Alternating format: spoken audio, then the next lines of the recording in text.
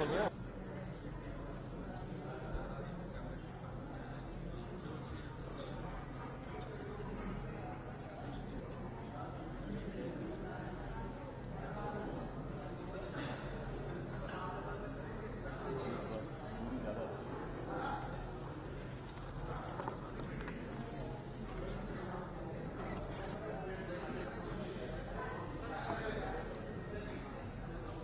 सर्वदलीय बैठक हुई थी जिसमें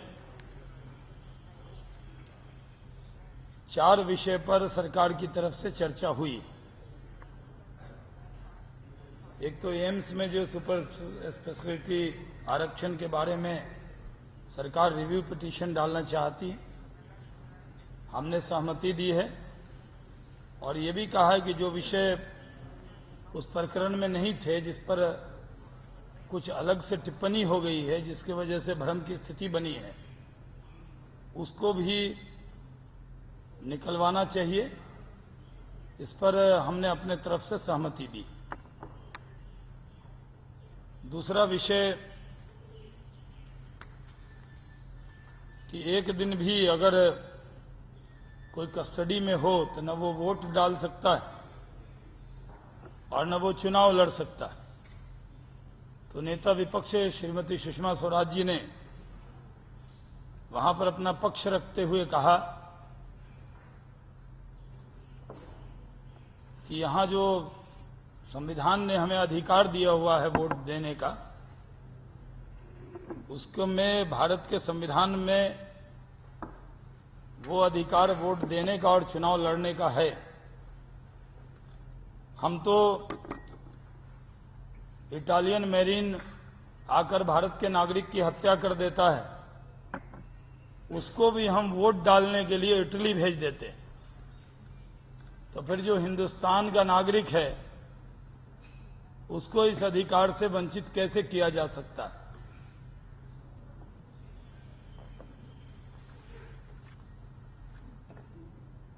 जहां तक 2 वर्ष की सजा का सवाल है, उस पर सदस्यता के बारे में जो निर्णय हुआ है, पहले से ही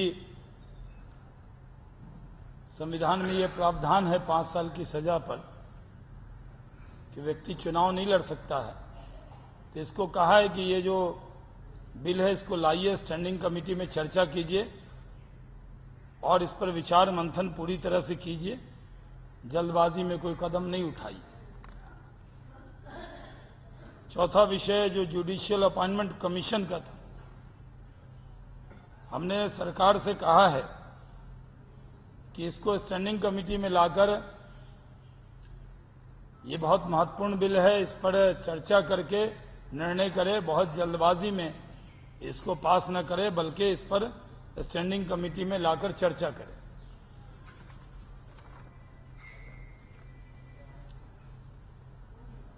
आप सब जानते हैं कि भारतीय जनता पार्टी संसद चलाना चाहती।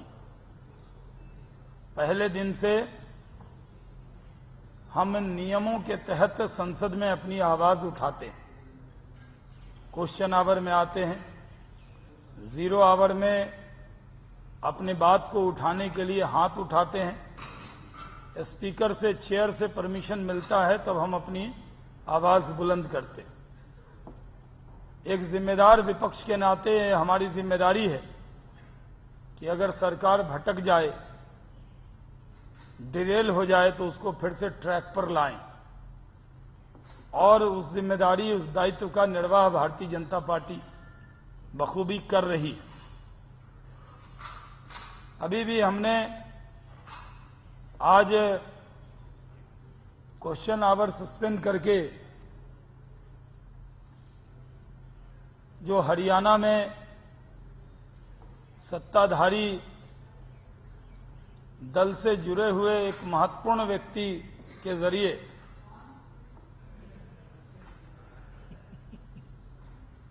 जिस तरह से बिना लागत के करोड़ों की कमाई का फॉर्मूला देश के सामने आया है, उस विषय को यशवंत सिन्हा जी ने उठाया और उसमें उन्होंने कोई ऐसी बात नहीं कही जो संसद में नहीं कही जा सकती। देश का संविधान सबके लिए बराबर है, राजतंत्र है नहीं, लोकतंत्र में सबको बराबर का अधिकार प्राप्त है। लेकिन जैसे ही यशवंत सिन्हा जी खड़े हुए, नाम भी नहीं लिया, पता नहीं कांग्रेस के लोगों को कैसे भनक लग गई कि यशवंत सिन्हा जी क्या बोलना चाहते। यशवंत सिन्हा जी के दिल में क्या है, दिमाग में क्या है, जबान पर वो बात आई नहीं, दिलो दिमाग में थी। तभी कांग्रेस के लोग खड़े हो गए और उठकर उनके सीनियर मेंबर जो अभी पार्लियामेंट्री अफेयर मिनिस्टर बन गए, कमलनाथ जी के नेतृत्व में हंगामा बर्पा कर दिया। तो हमने तो थोड़ी सी बात उठाई थी, फिर हंगामा बर्पा क्यों हुआ? कांग्रेस के सदस्यों के हंगामे की वजह से सुबह संसद पहली बार स्थगित हुई।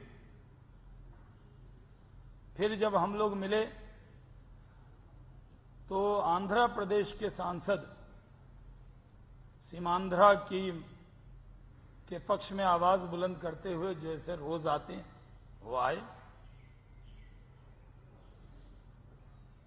और उनके वजह से फिर संसद रुकी। डॉक्टर मुरली मनोहर जोशी जो देश के वरिष्ठ नेता हैं, वो पूरी तैयारी से फूड सिक्योरिटी बिल पर चर्चा के लिए हम तैयार। हम फूड सिक्योरिटी बिल में कुछ संशोधन चाहते हैं, उसमें जो कमियां हैं उसको दूर करना चाहते हैं।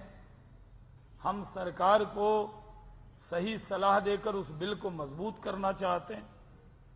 और जब संसद में कोई बिल इंट्रोड्यूस होता है तो उसमें जो विपक्ष की आवाज है उसको नजरअंदाज नहीं किया जा सकता। तो डॉक्टर मुरली मनोहर जोशी जी जैसे खड़े हुए, उससे पहले ही तो जो पार्लियामेंट्री अफेयर मिनिस्टर इधर मिलने जुलने आते, और डॉक्टर मुरली मनोहर जोशी जी ने कहा कि भाई आप संसद चलाइए, क्योंकि कांग्रेस के लोग और उनके समर्थित लोग देश भर में भ्रम पैदा करते थे कि विपक्ष संसद नहीं चलने दे रहा है। लेकिन देश इस बात का गवाह है कि कांग्रेस संसद नहीं चलने दे रही। आज फूड सिक्योरिटी बिल पर चर्चा हो जाए, पास हो जाए, हमारे सुझाव मान लें तो बहुत अच्छा है।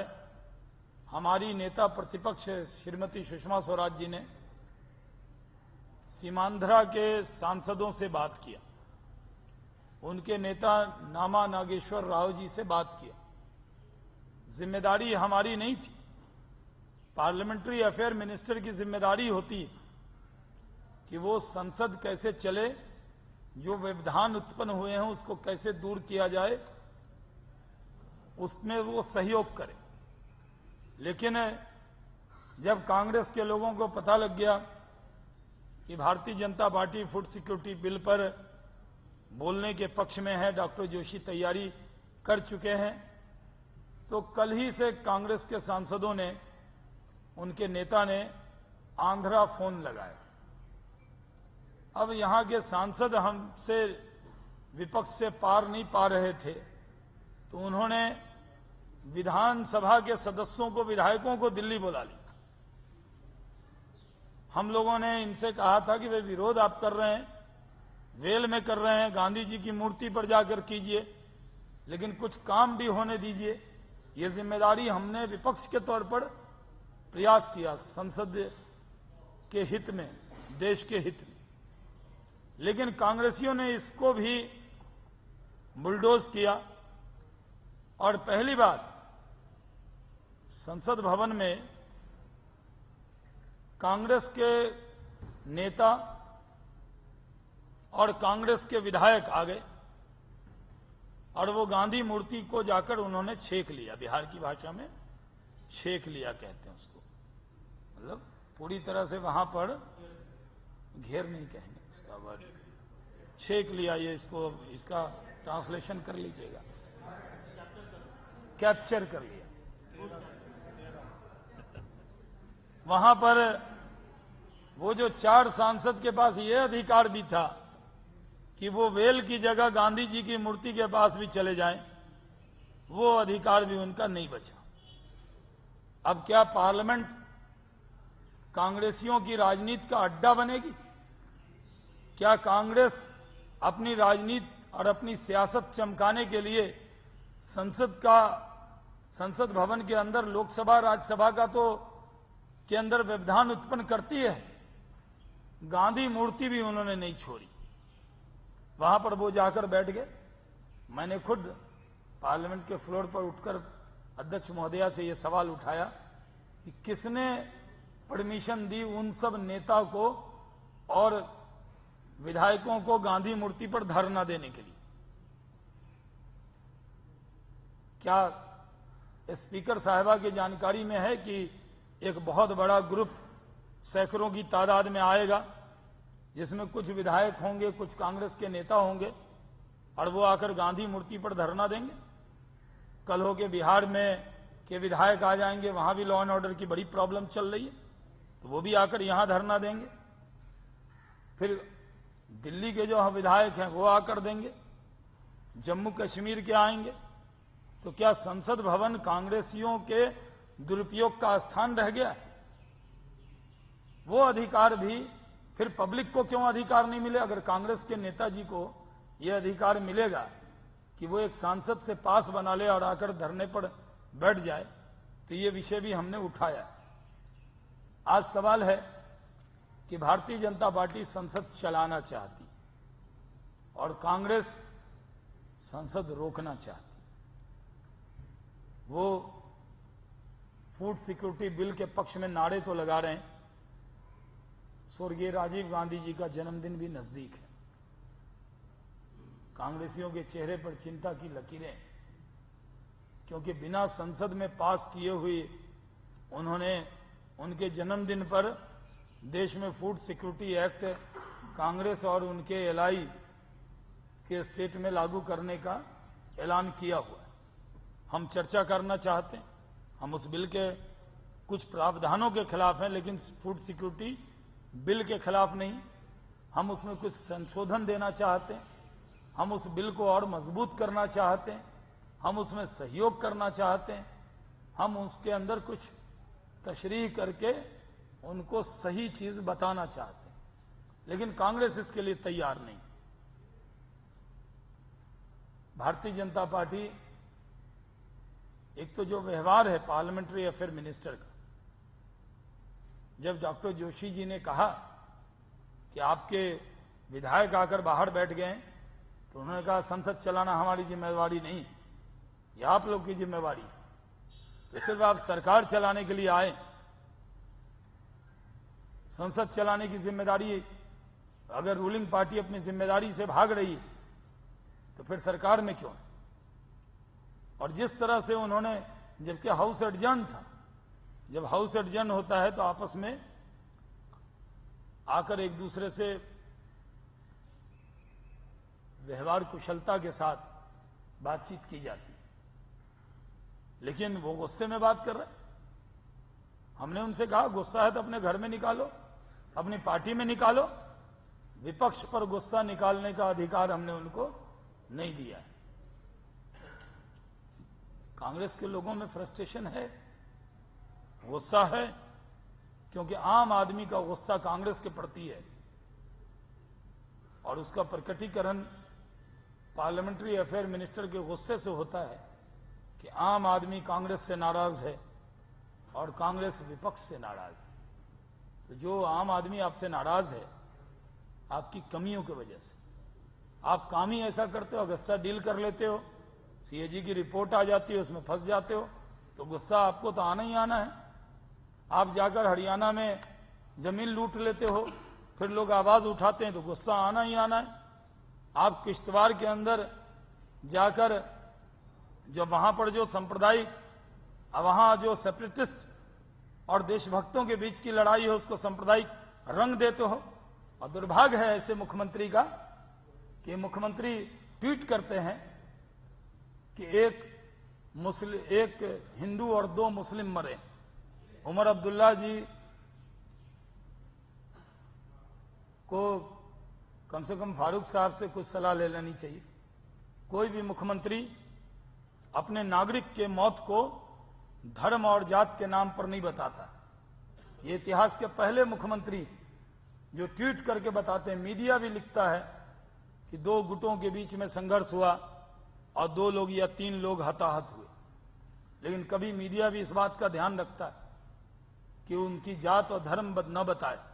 लेकिन उमर अब्दुल्ला पूरे देश के सामने वो जो सेपरेटिस्ट और देशभक्तों के बीच की लड़ाई उसका सांप्रदायिकरण करना चाहते, और उसमें कांग्रेस उनका साथ दे रही। भारतीय जनता पार्टी इसकी निंदा करती। हम वहां पर जो कुछ भी हुआ है, और फिर वो सारा समय अपना ट्विटर में कितने लोगों ने हमको फॉलो किया, मैं कितनों को फॉलो कर रहा हूं। उमर अब्दुल्ला साहब ट्विटर पर लिखने की जगह ज्यादा, आप अभी सरकार में हैं, जरा सरकार पर ध्यान दीजिए। हमारे भी नेता ट्वीट करते हैं, महत्वपूर्ण बात एक बार करते हैं, इनको फुर्सत नहीं। या तो अमेठी में जाकर राहुल गांधी जी की गाड़ी चलाएंगे या ट्विटर लिखेंगे। ये तो आपके पास जो समय है वो जम्मू कश्मीर की जनता की खिदमत में लगाई, और पूरी तरह इस झगड़े का सांप्रदायिकरण, ये सेपरेटिस्ट और देशभक्तों के बीच की लड़ाई को सांप्रदायिक रंग देना चाहते हैं वो, और सरकार उनकी मदद कर रही है, केंद्र सरकार। भारतीय जनता पार्टी ने ये सारे विषय हमने पहले भी उठाए हैं, और आज फूड सिक्योरिटी बिल पर हमारी तरफ से डॉक्टर जोशी चर्चा करेंगे। और जब चर्चा करेंगे तो हम उन कमियों को उजागर करेंगे जो बिल के अंदर है। इस देश के अंदर आज हालत यह है कि जो प्याज की माला पहनकर घूमने वाले कांग्रेसी आज 80 रुपए प्याज हो गए, लेकिन कांग्रेसियों के आंख से आंसू नहीं गिर रहे। जब भी कोई चुनाव आएगा तो इसमें उनके आंख से आंसू गिरेंगे। बहुत बहुत धन्यवाद।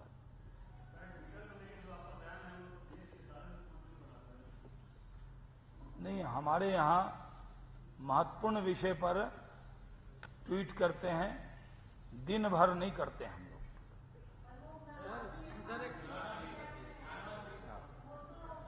जी विजय सर, आपने सर मेरा सवाल है कि आपने जो हरियाणा में भूमि वाला इशू उठाया उसमें नाम नहीं लिया, तो क्या उनका नाम इतना असंसदीय है कि संसद में आप नहीं लेना चाहते, या भाजपा के वो जेठ लगते हैं कि नाम लेने में संकोच होता है? जेठ लगते हैं, ये क्या होता है? मतलब मैं तो हमारे यहाँ बिहार में जेठ का नाम नहीं लेती है ना महिला। मैं महिला नहीं हूं, मैं पुरुष हूं। यह सवाल आप किसी महिला से पूछते हैं। कौन है, क्यों नहीं इनका नाम? हम लोगों ने कहा सीधे और साफ तौर पर, निडर होकर कहा हमारे नेता यशवंत सिन्हा जी ने कि जिस तरह रॉबर्ट वढेरा जी ने, जो इस सरकार से जुड़े हुए हैं, उस परिवार से जुड़े हुए हैं, जो जमीन की खुर्द बुर्द का मामला आया है, जो बिना लागत के इतना पैसा कैसे कमाया जाता है, जिसमें यशवंत जी ने कहा कि एक ऐसा बिजनेस स्कूल खोला है जिसमें न चूना लगे न फिटकरी, फिर भी रंग चोखा आता है, बिना पैसा के पैसा बनता है। और उन्होंने चिदम्बरम साहब को भी सलाह दी कि उस स्कूल में जाकर एडमिशन ले ले, और ये पहले ही मीडिया के सामने कह चुके हैं। आपने क्योंकि हमें चुनौती दे डाली, और इसलिए मैंने यशवंत जी की बात को फिर से दोहरा दिया।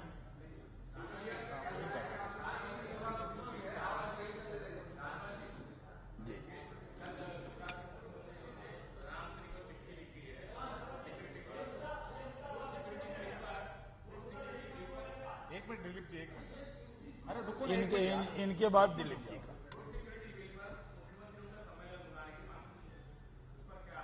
नहीं, उन्होंने एकदम सही पक्ष रखा है। हम तो कांग्रेस के साजिश के शिकार नहीं हो सकते। कांग्रेस साजिश कर रही है, जो अच्छा करे वो उसका, जैसे क्योंकि वो नीतीश कुमार जी की नकल कर रही है। जैसे नीतीश कुमार है, अच्छा मेरा, जितना खराब हो रहा है सब विपक्ष का। पहले खुद सुशासन बाबू कहलाते हैं, बाद में बगहा, बेतिया, नवादा, इस सब में लॉ एंड ऑर्डर की प्रॉब्लम हुई है, खुद ही गृह मंत्री हैं, जिम्मेदारी लेने को तैयार नहीं, हर चीज में विपक्ष का नाम लेकर अपनी जिम्मेदारी से बच जाते हैं। कांग्रेस भी यही कर रही है, क्योंकि दोनों का साठगांठ भी है। वो फूड सिक्योरिटी बिल ला रहे हैं, गरीबों के हक में ला रहे हैं, और जो फूड सिक्योरिटी पर छत्तीसगढ़ ने पहले से काम किया, जो अन्य राज्य ने काम किया, उसकी सुनवाई नहीं करनी। जो स्टेट पर बोझ आएगा उसमें राज्य सरकारों को, उनके मुख्यमंत्रियों को विश्वास में नहीं लेना है। तो भारतीय जनता पार्टी, ये तो नरेंद्र मोदी जी ने जो कहा है, ये पहले से बीजेपी कहती रही है कि स्टेट पर जो फाइनेंशियल लोड बढ़ेगा उसका समाधान क्या है वो बताना चाहिए। तो जो विषय नरेंद्र मोदी जी ने उठाया है, उस विषय को भी डॉक्टर जोशी जी पार्लियामेंट के फ्लोर पर उठाएंगे। और हमने पहले कहा, हम उन कमियों को उजागर करके हम देश को बताना चाहते हैं कि हम फूड सिक्योरिटी बिल के खिलाफ नहीं हैं, कांग्रेस की जो करनी है उसके खिलाफ हैं, कि उसमें बहुत सारी जो कमियां हैं हम उसको दूर करना चाहते हैं। दिलीप जाम तक ले जाएंगे।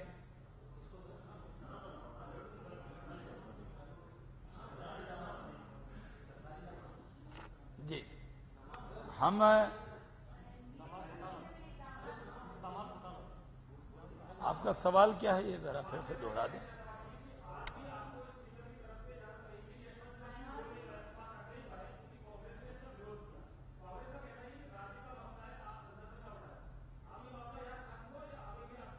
देखिए, ये राज्य का मामला नहीं है, ये देश का मामला है।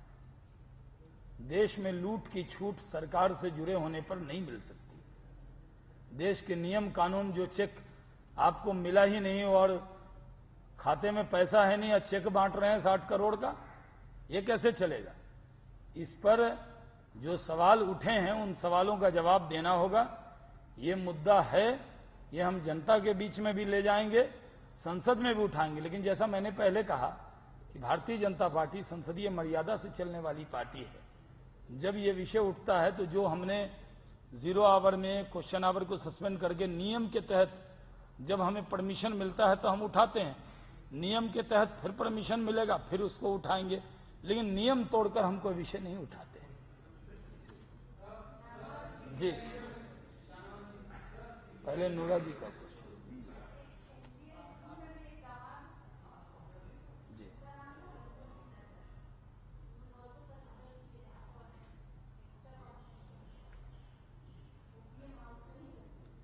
अभी तक किसी कांग्रेस के प्रवक्ता ने या नेता ने कोई सवाल उठाए नहीं है।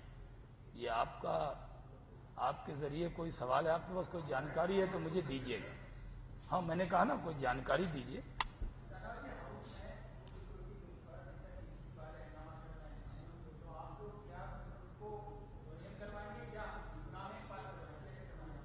देखिए, न तो हम नेम्ड करने के पक्ष में हैं और न हम हंगामे में कोई चर्चा कराने के पक्ष में।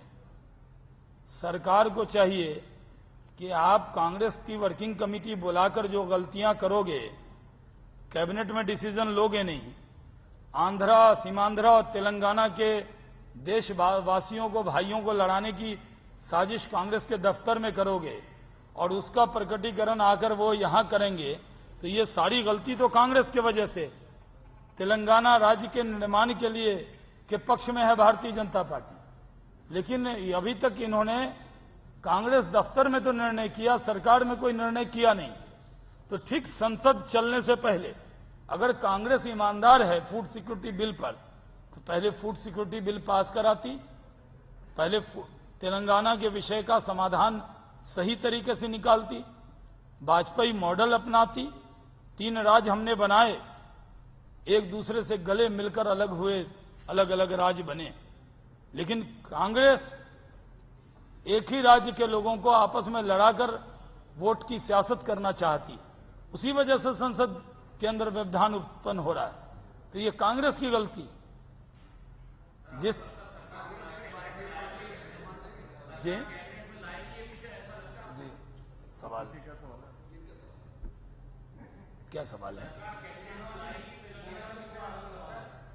नहीं, सरकार को जल्दी इसका समाधान करना चाहिए। अगर सलाह बीजेपी से लेना चाहिए। खुद हैदराबाद में नरेंद्र मोदी जी गए थे और खुलेआम पब्लिक के बीच में सलाह देकर आए हैं। अगर सलाह न भी लेना है तो सुनकर दे दें, सुन्नी हो जाए, यानी सुनकर निर्णय कर लें। अगर आकर लेते नहीं है तो यानी वो ने सुनकर कहा, सुन लें। अगर हमारे से सलाह लेने में उनकी इज्जत घट जाती है, अगर हमसे सलाह लेने में उनकी बदनामी हो जाती है कि उनको ज्यादा समझ नहीं है, तो जो हम लोग टीवी पर बोलते हैं, जो नरेंद्र मोदी जी जाकर उसी आंध्र प्रदेश में, क्योंकि नारे तो बहुत से लगे, लेकिन आप लोगों ने तो वी कैन और वी विल वाला नारा ज्यादा पकड़ा। जो स्वामी विवेकानंद का नारा था, आपने उसको अमेरिका से जोड़ दिया, वो स्वदेशी नारा था। और नरेंद्र मोदी जी ने जय तेलंगाना और जय सीमांध्रा भी नारा लगाया। ये एक बहुत बड़ी घटना थी। मुझे तो लगता था कि देश में जहां पर इतना तनाव था, उसके बीच में ये नारा फेविकॉल का काम करता कि जय तेलंगाना और जय सीमांध्रा उसी हैदराबाद की उस स्टेडियम से लगा। तो ये हमारा फॉर्मूला है कि हम समाज को जोड़ने का काम करते हैं और कांग्रेस समाज को तोड़ने का काम कर रही है।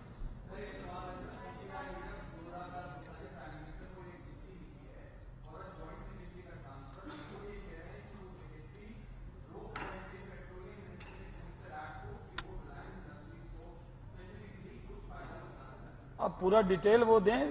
कम्युनिस्ट पार्टी के लोग तो सिर्फ चाइना के खिलाफ नहीं लिखते हैं, नहीं तो सब जगह चिट्ठी लिखते हैं। वो उनसे पूछिए, हमसे वो उन्होंने क्या लिखा। मैंने न उनकी चिट्ठी देखी है, न उनका कोई आरोप मैंने टेलीविजन पे भी सुना है। हम लोगों की खबर चल रही थी, उनकी हमने देखी भी नहीं कहीं। तो हम अगर सुन भी लेते तो सुनकर जवाब दे देते। ये आपका प्रश्न है। मैं पूरी चिट्ठी अगर कहीं वेबसाइट पे होगी तो मैं गूगल सर्च से जाकर निकालूंगा, देखूंगा कि उन्होंने अभी कहा है। मैंने वो देखा नहीं, नहीं हमने नहीं देखा, आज देखेंगे। हाँ आइए।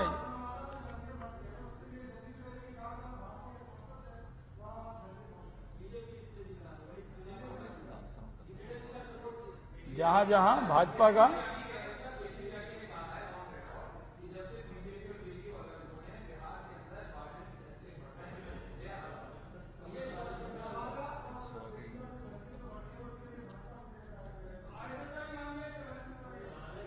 आप लोग उनको सवाल पूछने का अधिकार तो दे दें। आप रीजनल चैनल है, जी पूछिए।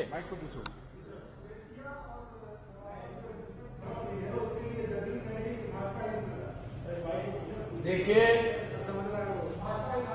नीतीश कुमार जी ने बहुत मार्केटिंग करके अपनी इमेज सुशासन बाबू की बनाई थी।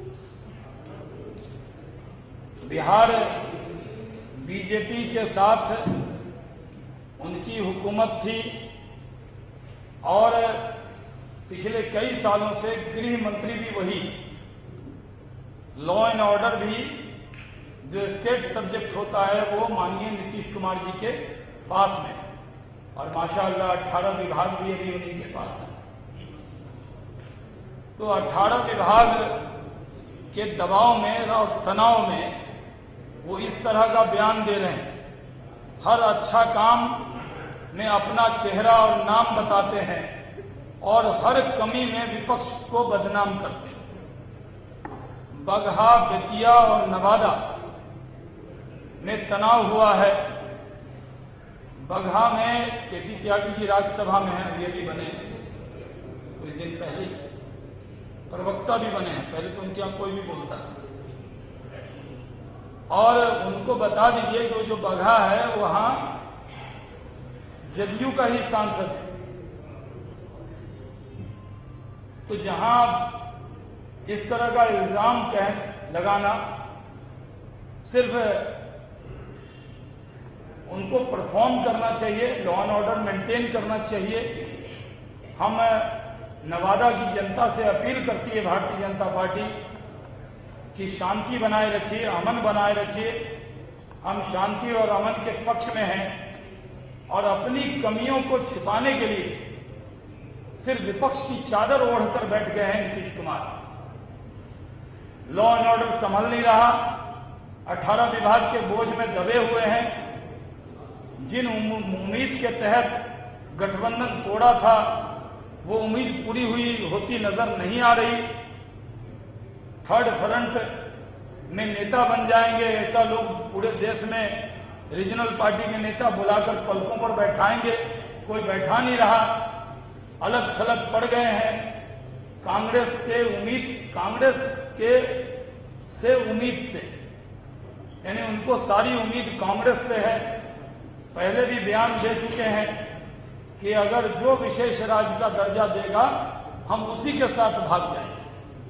तो विशेष राज्य के दर्जे के लिए कांग्रेस पर दबाव बनाए हुए हैं कि कम से कम विशेष राज्य नहीं तो कोई ऐसी कमेटी में एक लाइन बोलवा दीजिए ताकि गठबंधन हो जाए।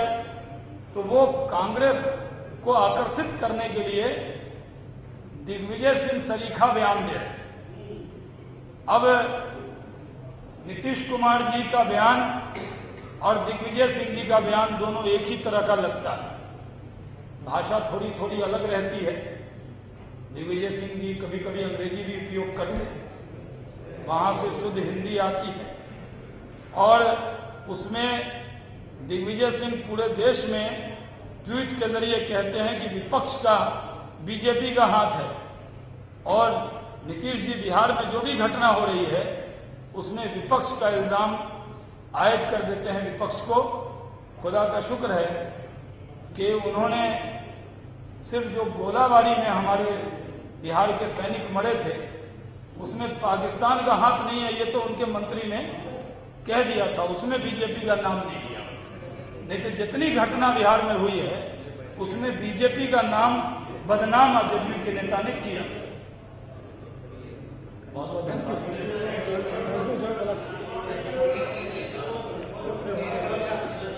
नहीं, उनको सोनिया जी ने भी कमलनाथ को हम लोग सुने नहीं हैं क्योंकि आवाज नहीं आई, लेकिन बॉडी लैंग्वेज से लग रहा था कि सोनिया जी भी थोड़ा डांट रही थी कमलनाथ जी और विपक्ष के नेता ने तो उनको सही पाठ पढ़ाया है।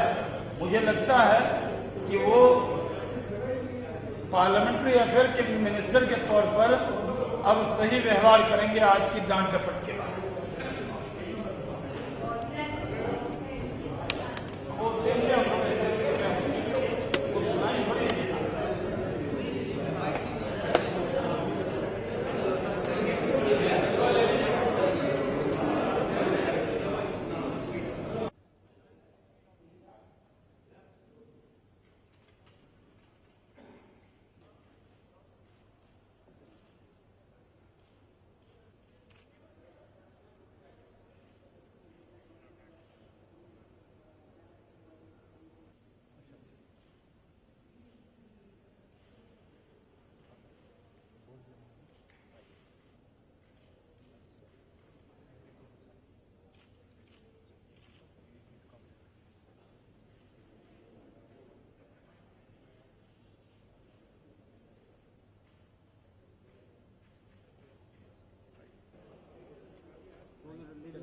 Please, sir.